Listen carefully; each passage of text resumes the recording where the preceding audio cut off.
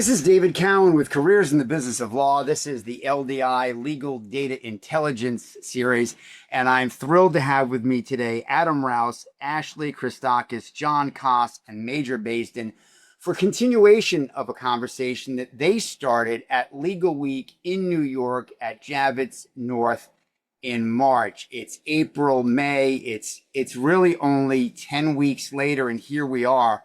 And the question that we're going to explore and unwrap a little bit is under the umbrella of evaluating legal tech, but more importantly, how do you evaluate legal tech and next-gen technology when you haven't perfectly defined the problem?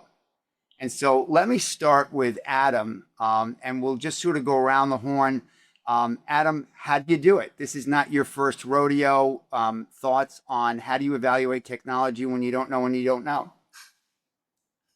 I first you have to become comfortable in the unknown, and that's okay because no one person can know everything. So we need to get used to that.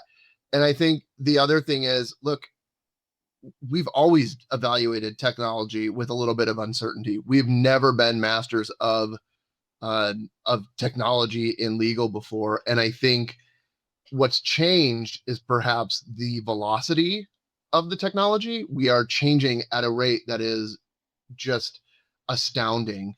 And so that accelerates kind of this unknown factor, and it accelerates the FOMO, to be honest with you. If you don't have the latest legal tool, are you missing out on something? Is your processes, are your processes not as efficient as they could be? Things like that. But the core is really just the same as we ever have. We evaluate in the same way we've been evaluating technology, and we need to make sure that as we make those evaluations, that we give each other space and room to maneuver throughout the evaluation process. Ashley, you and I have been having a conversation like this for 3 years, certainly the last 2 years. And when you first brought up initiate, investigate, and implement, the three I's, I'm like, I didn't really know what that meant. But as we look into this evaluating technology, next gen technology, and the rate of change, all of a sudden initiate, investigate, and implement takes on a whole new meaning. Can you sort of unwrap that? And then maybe John Koss will add his point of view as well. Yeah, definitely. Thanks for having me, David. So I think the initiate, investigate, implement, the three I's associated with the legal data intelligence model really can be applied to pretty much anything, not just implementation of technology, but concepts, use cases, and things like that. So applying it to evaluating technology, I mean, your initiation phase, you're really looking through to identify what the problem is or what the unknowns are. And then you're, gathering your stakeholders and identifying who's going to manage what. And then investigate, I think of as that's when you're testing. That's when you're really like deciding what the process flow is going to be, deciding who's going to manage what and how. And then it's the selection and implementation and making sure that you've kind of solved most of the problems. Some of the things are going to be, maybe MVP too. So that's kind of what I think of when I think of the three I's associated with this particular topic. Where's the intersection of people, process, and technology on initiate, investigate, and implement? I mean, I think it's definitely all three: people, process, and technology fit in all three of the I's. I mean, the technology, it really probably is mostly in investigate and implement, but you definitely need to have all three in mind as you're doing it, because as you're crafting and creating something that's going to be implemented and used within a company, you've got to keep that all in mind because all three of those are pretty critical. John Koss? And John's on mute. We're live. And this is what you do when you implement. Adam Rouse, am I right? You just pivot. How many more years do you think I'll need, David, before I remember to unmute myself when I'm talking in a Zoom? But anyway, thank you for the quick, because it was going to be brilliant points, so I want to make sure that they're heard by all. But no, Ashley did a great job, I think, of pointing out the struggle we have, right? Which is there's not one right answer. And even if we buy what is today the greatest thing in the media and press, tomorrow it's something new, and the next day it may very well be something else. So I think what's nice about the 3I approach is that it really does kind of force you at the front end to decide what the strategic objective is at the back end. So that rather than just kind of, oh, well, this vendor says this, and I read this, and I heard this at LegalWeek, which 10 weeks ago, that should tell you all you need to know, that it's only been 10 weeks since that. But that's exactly what this process helps you kind of smooth out, is that inability to really cut through that noise. Figure out what the use cases are. What are the holes in the tech stack? Where are the issues that your people are having? Use that as your jumping off point to then investigate the technology, figure out what's out there and what might be fit for purpose, and then go through the right level of testing. And that's, as Ashley said, the technology, the process, and the people combined to figure out what the right fit is, implement, and then, continue to work through the people to figure out, have we found the right tech, and how can we make sure the use cases we set out to solve at the very beginning are actually being solved. That's all I can think of when I'm trying to go through these problems and processes, because otherwise it's just impossible. Everybody can have a difference of opinion. Everybody can see and read something else. And I just don't think reacting to product placement or panic buying or whatever we call it is the right approach. And I think that that's why something like III is the right way to do it. Major, you've been in this space as a founder and an entrepreneur for well over 10 years. What's the point of view that you take towards this, and how do you get through it as a founder and as a CEO driving tools, technology, and services forward? What advice do you have for people that are listening to make use of this fundamental framework? Well, I think I agree with everything that Ashley, Adam, and John just stated. I'm going to hammer it home on one of the things that John said, which was strategic initiative. We're crossing this chasm from having all these different SaaS applications that are really purpose built to serve a pinpoint solution or a pinpointed problem, into more of these LLM based applications, some of which have been adapted to solve specific problems, some of which are very generic in nature. And so I think that sometimes people can get boxed in, and even I see it within my own teams, is that people get boxed in on a specific use case, and they're trying to shoehorn AI into solving that specific use case when there's already a tool that works to do that. So in this initiate, investigate and implement framework, I think it's really important that you start with what is that strategic objective, because that's how you get past the I don't know what I don't know problem. And you can get out of paralysis and into action, because generally speaking, you probably know what you need to improve in your business, right? And you can probably assign a number to that. And if you can assign a number to it, that means that you can measure it, and that means you can then manage against that objective. And so then that simplifies the implementation and the measurement of an investigation of this type of whatever tool it is that you're looking at, because you can simply use that as a marker of answering the question of, is this getting me closer to my objective? Or if it is, great. If it's not, move on. Adam, where does that land with you? And then what I really want to ask you is, where do you think we are on the journey right now? So we've come out of LegalWeek. This is a continuation of the conversation about evaluating technology. Everything starts with chaos. You go from chaos on a maturity curve, and in a maturity arc, you go from chaos to ad hoc to operational to optimized. We're certainly nowhere near optimized. Where do you think we are on that journey? And was there anything that you want to riff on from where Major was? And you're on mute. I didn't want John to feel bad, so I figured I'd join the on mute club. In any case, I think it depends, and that's an awesome lawyer answer, right? It depends on the organization, and one of the things I I think it depends a great deal on is each legal department or law firm or service provider is going to be somewhere in between ad hoc and operational. And without making the, maturity arc into a, large scale maturity timeline, it's difficult to kind of, separate those two. But I think that's where we all are. I don't believe anyone's still out there kind of sticking their fingers in their ear, pretending that they don't hear or see anything about AI, right? It's in the market. We've all heard about it ad nauseum. And the AI sparkle is just on every single product label that you can think of.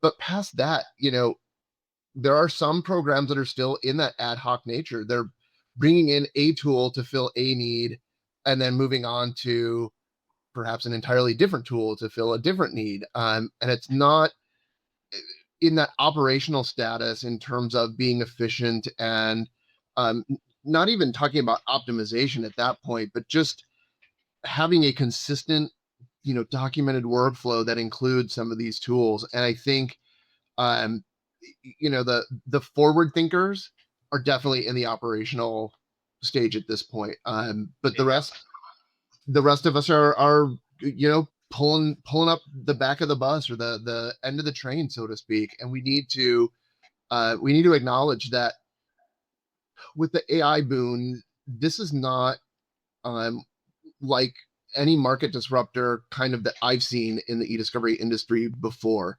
The pace again is accelerated. And so not everybody is able to maintain that pace. You may have conservative business operations that say, hey, we want to dip our toes in the water. We want to, we don't want AI to blow us by, but we're not ready to hand everything over to the, to the LLMs quite yet. And so that's, more ad hoc. And you have people that are like, hey, I'm on board. Let's get as much optimization, as much efficiency through these models as we can. And they're going to be closer to that operational side. So let's give the audience a little bit of let's give them some miles per gallon from each of you, right? So Walgreens, CrowdStrike, Mintz, and Lineal. What's the biggest risk that you've taken since March 5th and 6th in New York?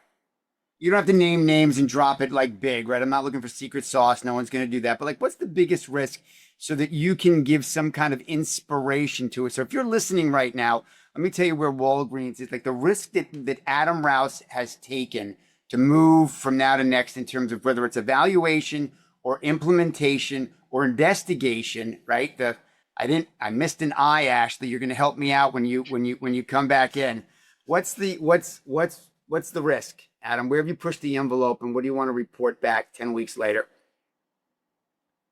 So I don't know if I can confine this specifically to the past 10 weeks, but certainly this calendar year, we're pushing the envelope by bringing in more and more technology products with AI and some without AI, to be honest with you. And it's really at a point where we're starting to say, you know what, we have to be comfortable with the chance that this technology may change tomorrow. Because I think if you sit around and you do hand wringing and you just wait for everything to sort itself out, you will absolutely miss the bus on this one. So we have to be more comfortable in that uncomfortableness of unknowing and not being able to predict the precise outcomes of all of this technology. So in terms of risk and legal, I think that's probably as risky as lawyers are comfortable being, is not knowing the outcome of something and really just kind of perhaps taking off half of the blindfold and jumping in before the market has really settled down. That's, to me, that's it's not risky behavior, but it is accepting more risk than we would have in the past, perhaps. So I didn't frame that very well, and so I'm going to change that, Ashley. You're at CrowdStrike. Is it just R&D? Did somehow legal wind up with an R&D budget, which is you're supposed to spend the R&D budget. You're supposed to discover what's next and get there together. all of your people are supposed to get better and get more comfortable, with whatever those tools and technology are. I mean, I know that's Major's story because I know his businesses before. He's a big investor in R&D. It's like, we're going to invest in this and we're going to take whatever we can, learn from it, and then reapply, and double down. Is it like that in corporate legal? And then I'm going to ask John, because again, I know John's a big investor, so I think maybe the R&D frame is better than risk. Yeah, I think you kind of took the words right out of my mouth, because my thought here is that it's around spending the time to mess around with your, it's the technical curiosity and taking the time to understand what kind of each application you have access to can do. And I would say that's not just in a corporate environment, that's the personal use as well. I mean, just trying to figure out what it can all do. I mean, I know that evaluating technology in the business sense, for implementation purposes, but it definitely is proof of concepts, poking holes, figuring out which tools might fit best together. Something that, the R&D kind of side of me and the poking holes and figuring things out is, we don't want an app sprawl, right? We already have so many tools that already do the same thing without AI in the mix. Then you add AI and it's like you don't want those, shiny AI tools. I think, Adam, you called it AI sparkle, which I'm stealing, and absolutely love. So I think it really is just, which kind of goes with risk, right? Is like taking time away from other high value work that you also need to be doing in the industry, and spending that time understanding how these tools work, and the impact or lack of impact that they'll make on your business. John, I'm wondering if we're really talking about investment and not risk and not spending. We're not spending and we're not risking, we're investing. And when we invest, we get, I'll let you riff on this, we get a dividend, right? We can call it the AI dividend. And that's a return on time, a return on investment, and a return on effort. And you get so many of those. And again, I know that you talk so much about, the return on time and investment and effort you get with clients. I don't know, you don't know, we don't know. And the return for you is a closer relationship with your clients and your prospects. Yeah, I mean, so a couple of things to unpack there. I mean, everything that's been said is exactly right. And I think, as we as an organization, as an industry, move from ad hoc to operational, and I like the way Adam summarized that. I mean, to me, that's the risk in this, is if we just continue to treat this as completely like blue sky R&D, I think we're setting ourselves up, especially as outside counsel, to fail, because there is no shortage of products. There is no shortage of the other opportunities, the shiny sparkle. I like that too. So what we have to do as an organization is start to figure out the right strategy to cut through all of that. And I think that when we are able to finally commit and have confidence in our strategy, and I think when you can start to persuade the organization that we have a deliberate approach, there are reasons why we're doing what we are doing, and more importantly, why we're not doing what we're not doing, that starts to kind of, percolate through the organization, and it gives everybody confidence. So what I'm seeing, hopefully this will continue to grow, is a real confidence in the lawyers at the firm that we're doing the right things, and that we're making the right investments, and that we're doing, things that are in the firm's best interest and allow us to do better for our clients. And when I think that energy is palpable, those sales folks, the partners and the attorneys at the firm, go out into the marketplace and start to kind of exude that excitement and confidence. And when they do that, that gives us, like you were saying, the ability to kind of talk to clients that maybe don't have that feeling or haven't heard it as clearly or as confidently as someone from Mintz is saying it. So then, the questions come to me, and I love this. Hey, what are you doing? We don't care about anything other than just talk to us about what's out there, what you're seeing, what you're thinking, and why. And I love that, because that really is a partnership, and it goes back to exactly what we said at the beginning of this. Nobody knows the answer.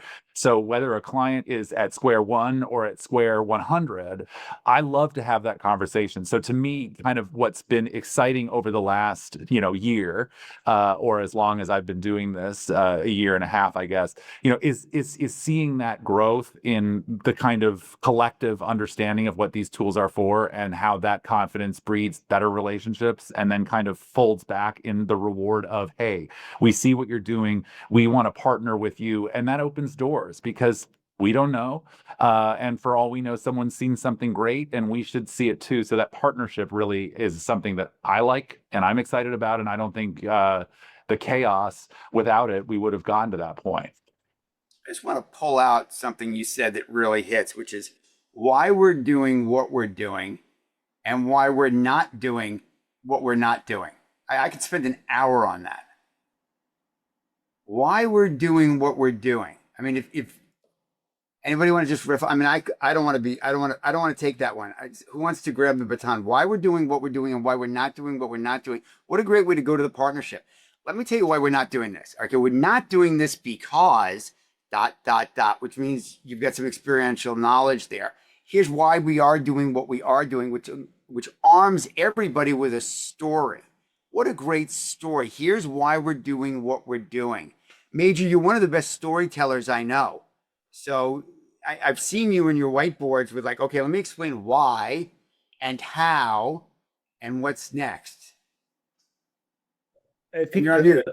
yeah, I think one of the most important pieces is to understand just what makes AI more successful, and what makes AI more successful is high quality data. And so where we invest, where we help our clients invest, where I think kind of speaks to a lot of the themes of the conversation of how do we make this operational, lies in really understanding. And somebody said this earlier, which I think you can't say it loudly and repeat it enough, but documentation of how you actually get work done is the most important thing, especially when you're dealing with this AI, adoption process and phase that we are all drinking from a fire hose from.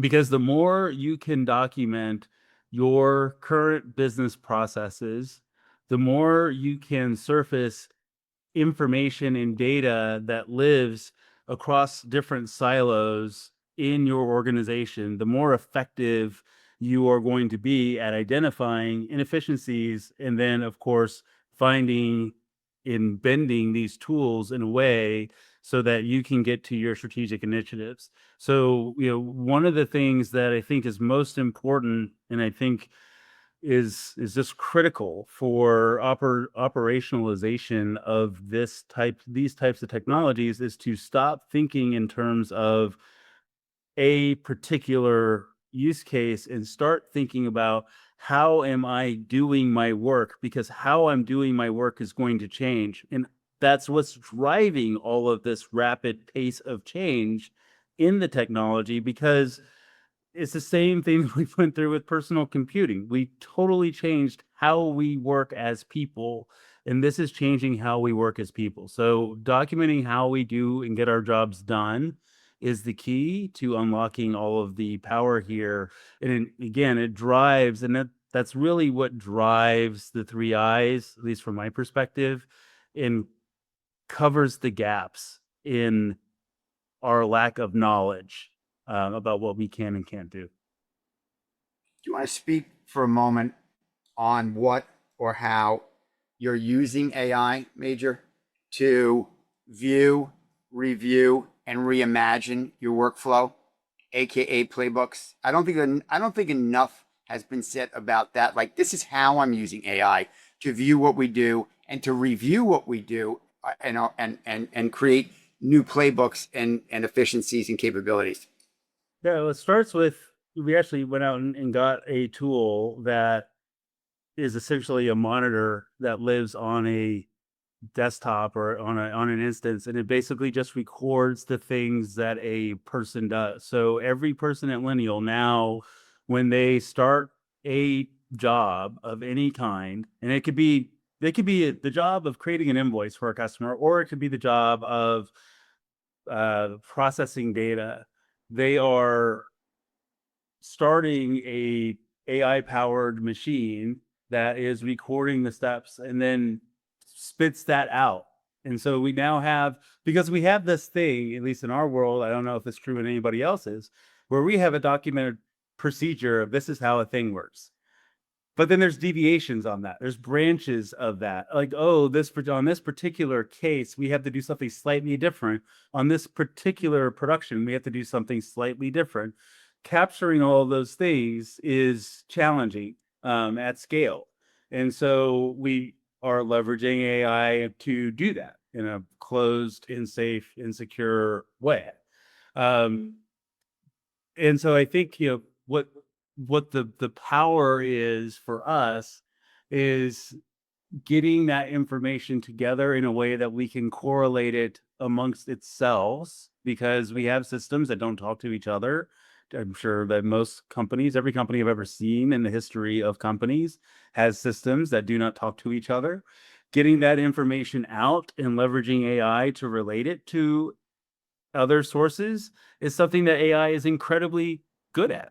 And so we use that. And so those are two very simple ways that we are using it today, strictly to power more AI value in the future. We don't really call them use cases anymore. We call them value. How are we extracting AI value?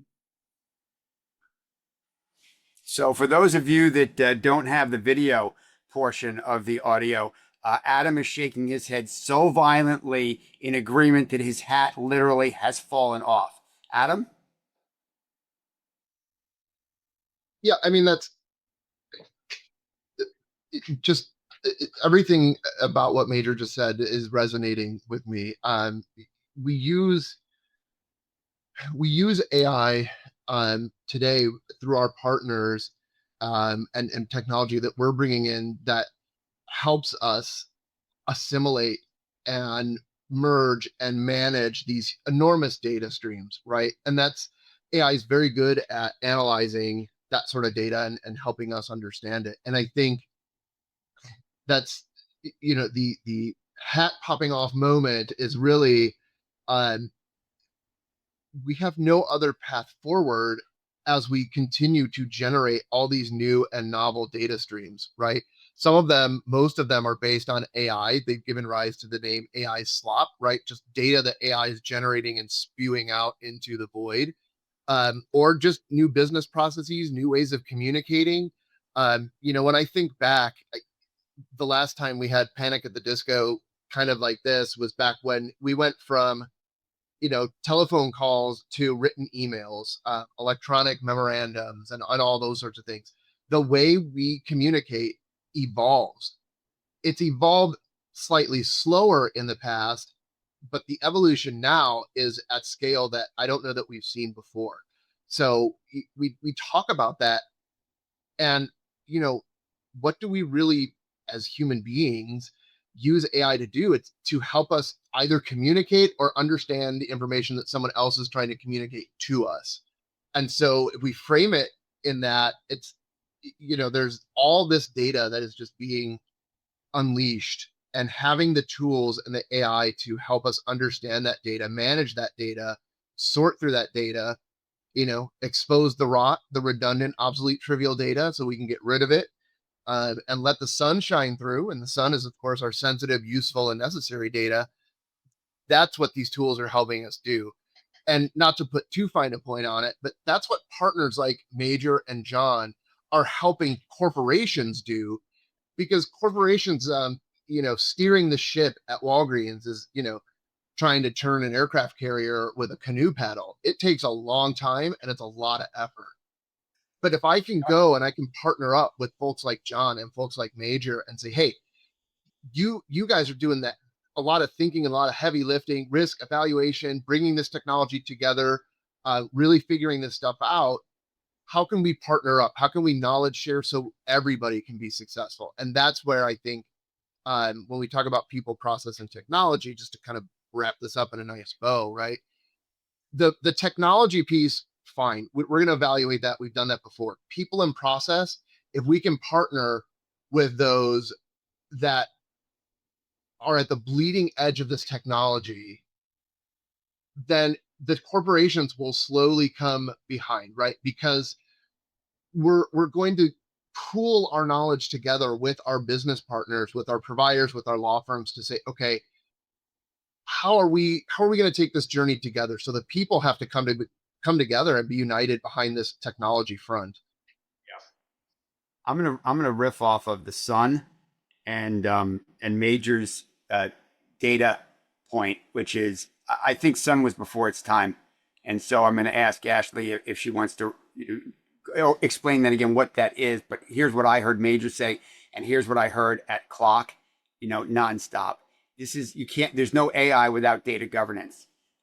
Without information governance and data governance, and if you don't know where your data is and you don't clean up your data lakes, you're not going to be able to take full advantage of. I think that will be that what we talk about 90 days from now, more than almost anything else, or as much as anything else, at ILTACON in Nashville for those that will be there. Right? It'll be about data governance. It will be about information governance. It will be about data lakes.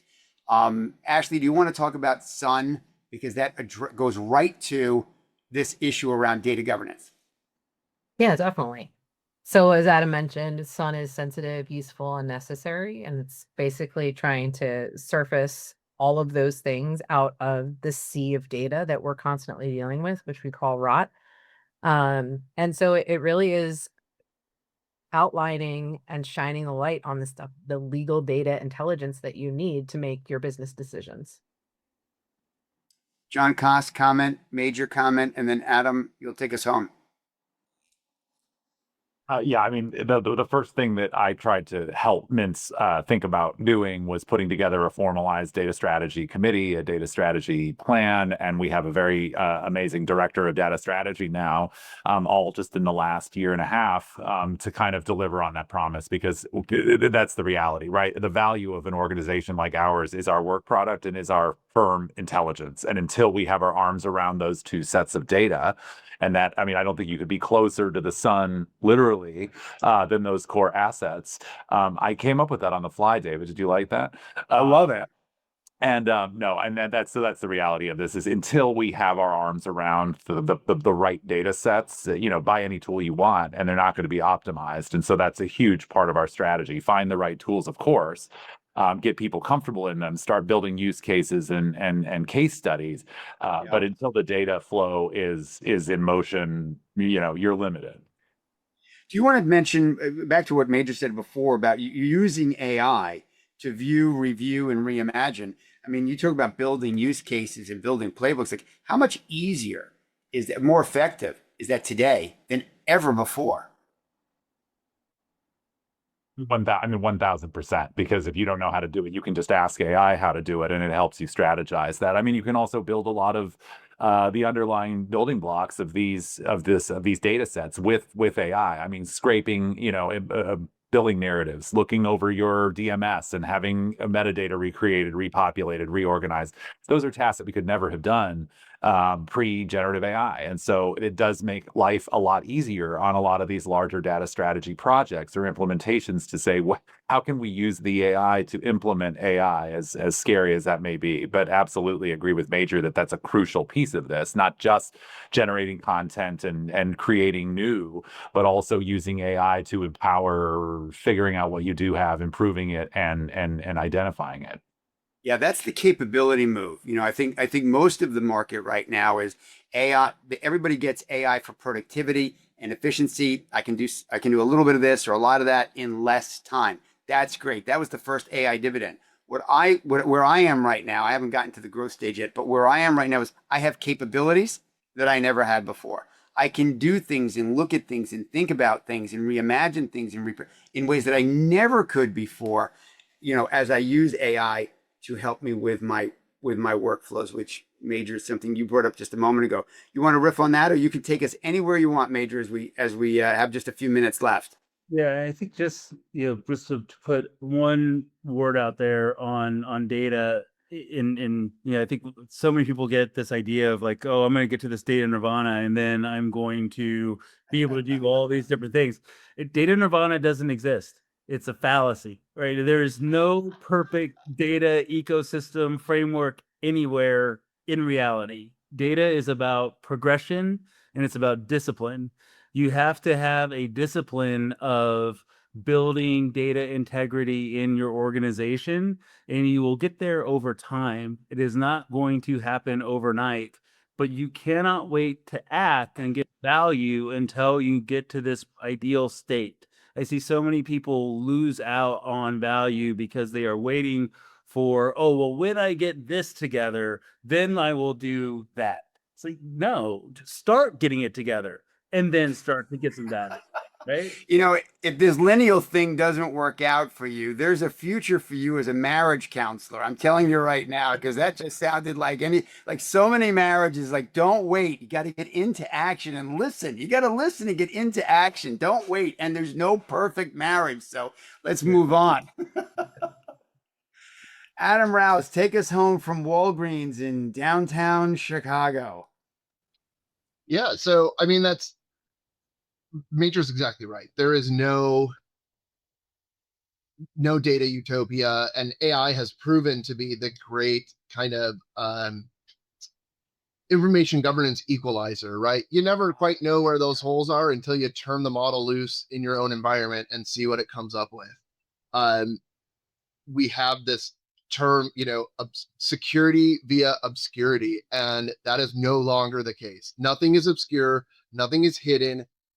If it is out there and it's accessible, the AI hive mind will eventually get around to indexing it, right? So I think it is important, and I will echo his sentiment and say you have to take the first step, because if you wait, you're going to still be in that chaos phase of the maturity arc, right? And because of the nature of chaos, you're never going to be able to escape it if you're waiting for it to be perfect. So I think that the famous quote is, what, every journey begins with a single step. Well, every AI implementation begins with that single license, right? You have to try it and see what works for you. And this will be a very unlawyerly thing to say, but I'm going to say it anyway. Not everything is going to work out. Something may fail, something may not work out right, something may not be efficient. That's okay. Adapt and move on. I think, especially in legal, we are obsessed with perfection. We want the perfect contract, the perfect case, the perfect project. And from very early in law school, lawyers and paralegals are taught your work product has to be perfect because it's for the client and they expect perfection. And that's fine. That's all well and good. But we're not perfect, is my point, right? We're human beings. We're not going to get everything right. And so, we need, if we're going to fail fast, fail loud, make it a big deal. Just say, hey, look, we didn't get this right, so we're going to pivot. And maybe that means not signing 5-year agreements for every piece of AI technology you want to bring in. Maybe you're a little more judicious and you do a little bit more experimentation. But that's where we were talking about earlier. Are we in R&D mode? Are we in did we operationalize it? Where are we in this journey? And I think it's going to be different for everybody. Yeah. And the prevailing message, and the one I want to leave people with, is just, that's okay. Give yourself some grace, give your company some grace, give your partners, your law firms, your vendors, the people you work with some grace. We are all trying to unpack the chaos together. And so, no one's out there with all the answers, and we're all going to be in that same aircraft carrier, and maybe we'll get some oars instead of paddles, and we'll steer a little more efficiently. And what comes up for me when you say that is, there is no failing. We've got to get from here to 2030, right? Between now and 2030, there's no failing. There's just learning, and learning hopefully together. And if we're learning together, there's no failing. It's like, what did you learn? What did I learn? What did we learn? And so if you're listening to this and like this was like a good vibe for you and you got some ideas for this, this is Legal Data Intelligence. This is a community that started 2 years ago, with some of the founders that, were born out of the e-discovery space, and they've got 10 and 15 years of legal experience. And now there's 2 or 3 architect, builders groups that have grown into it. And so if this is a group that you think you might want to be part of, like, reach out to legaldataintelligence.org. There are resources, there's ways to connect, there's ways to communicate. There's nobody on this podcast that wouldn't take, I know only 1 or 2 people will take me up on this, but send an email, send a LinkedIn to Adam Rouse and go, hey, I heard you on the LDI podcast, really liked what you were saying. Can we have a virtual cup of coffee? Major Baisden at Lineal.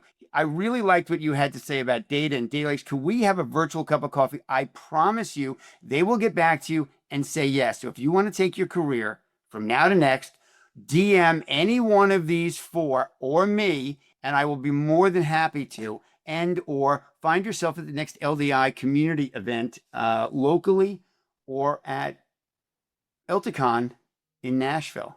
John Koss, final words.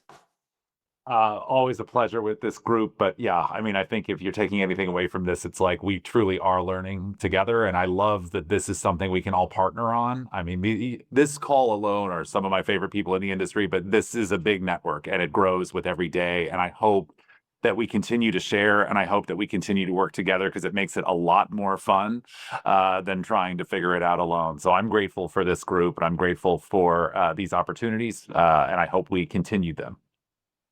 Ashley, Adam, Major, John, thank you so much for being so generous with your time to LDI. Thank you for all the support and investment that you've made in this community. We'll see you all on the road and or Ilticon in August. Thanks, everybody. Thank you. If you enjoyed this show, be sure to give us a like and subscribe on Apple Podcasts, Spotify, or anywhere else you get your shows. And if you want to take your career from now to next, never eat alone.